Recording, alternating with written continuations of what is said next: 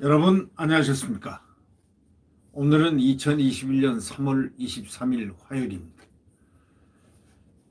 이성윤 중앙지검장이 4차 출석을 요구받았는데도 수사에 불응하고 있습니다. 검찰은 지금 강제 수사를 할까 말까 이렇게 강제 수사 전환에 대해서 상당히 고심을 하고 있는 그런 모양새입니다. 이성윤 지검장이 김학의 전 법무부 차관이죠.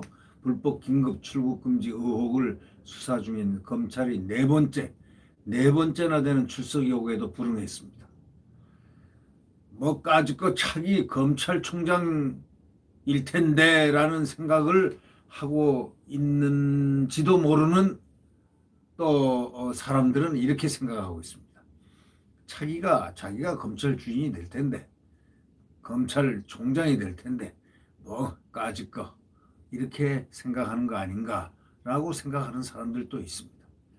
검찰은 이성윤 지검장이 추가 출석 요구에도 만약에 불응할 가능성이 높은 것으로 보고 있기 때문에 강제 수사로 전환할지 대면 조사 없이 기소를 강행할지 다양한 시나리오를 가지고 지금 검토를 하고 있는 것으로 알려져 있습니다.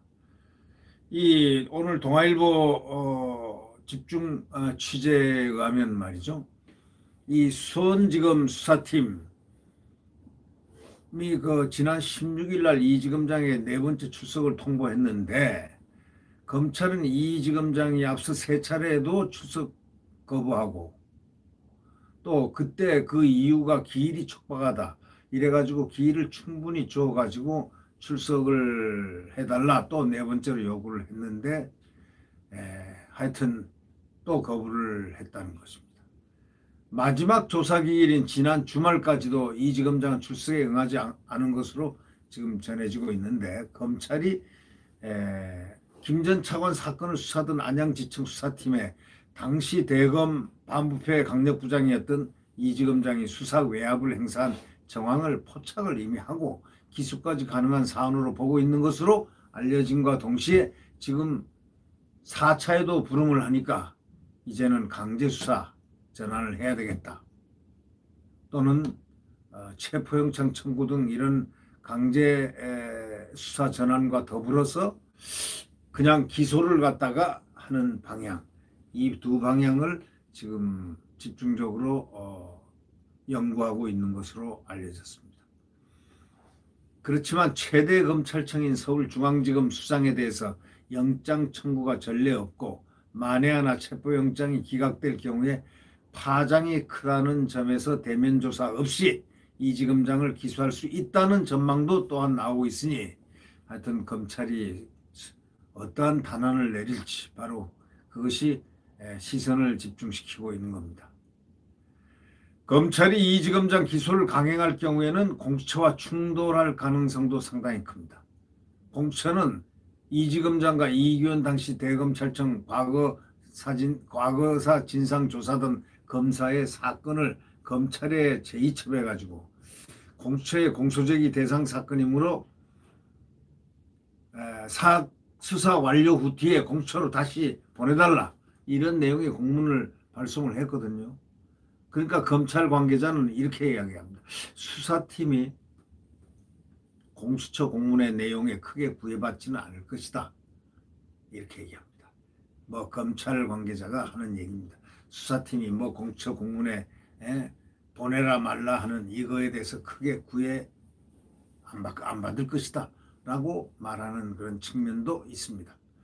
수원지검 수사팀은 최근에 이 검사와 이광철 대통령 민정비서관의 김 전 차관 출국 금지된 19년도 3월 20일 전후한 통화 내역 등 이런 것을 갖다 전부 확보한 것으로 알려졌습니다.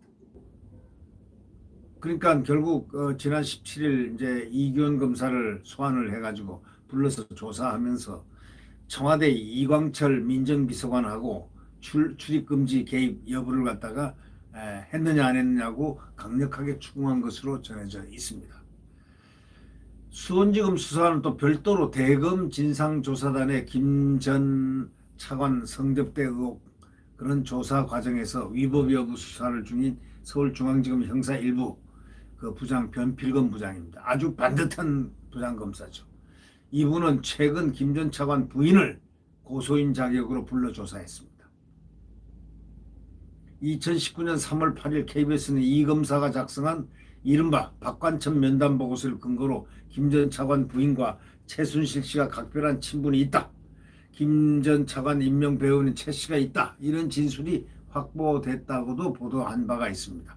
당시에 김 전 차관 부인은 최순실이라는 사람을 본 적도 없다고 반박하면서 박관천 전 경정과 KBS 기자 등을 명예훼손 혐의로 고소를 한 바가 있습니다. 최근에 검찰 조사를 받은 한 박 전 경정도 이 검사와 면담에서 그런 내용을 말한 적이 없다는 취지로 진술한 것으로 알려졌습니다. 검찰은 이 검사가 김 전 차관 사건의 재조사 여론을 이끌어내기 위해서 의도적으로 허위 내용이 담긴 박관천 면담 보고서, 윤중천 면담 보고서 등을 특정 언론에 이렇게 유출했던 것으로 이렇게 한 것으로 그렇게 보고 이렇게 그런 관점에서 이렇게 보고 있다. 이런 점을 취재 결과 동아일보가 밝혔습니다. 검찰은 이 과정에서 당시 청와대에서 소위 과거사 진상조사단 업무를 담당한 이 비서관 개입 여부 등을 의심하고 있고 또 피고소인 신분인 이 비서관에 대한 조사도 검토 중에 있는 것으로 알려졌습니다.